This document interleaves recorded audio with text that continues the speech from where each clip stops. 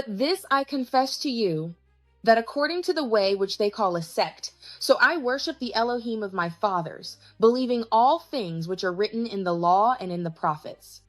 Paul believed all things written in the law, not some things, all things.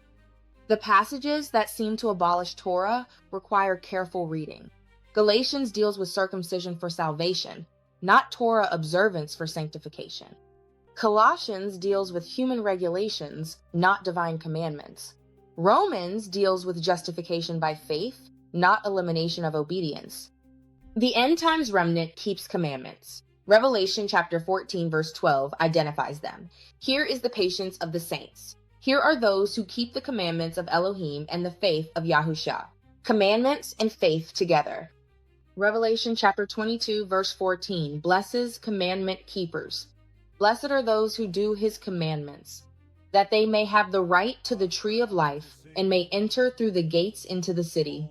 Access to the tree of life and entrance to the city require doing his commandments. Isaiah chapter 66 verse 23 reveals that Sabbath keeping continues in the new earth. And it shall come to pass that from one new moon to another, and from one Sabbath to another, all flesh shall come to worship before me, says Yahuwah. Sabbath in the new earth. If Torah is abolished, why will all flesh keep Sabbath for eternity? The Torah was never abolished. It was misunderstood. It was twisted. It was suppressed, but it remains. Heaven and earth have not passed away. Not one jot or tittle has passed. The question is whether you will believe Yahushua's words or the church's traditions. Knowledge would increase in the last days. It is exploding. Every generation has believed they lived in the end times.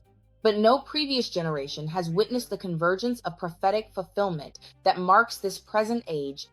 The signs Yahushua described are occurring simultaneously with an intensity unprecedented in human history. Matthew chapter 24 verse 37 draws the parallel.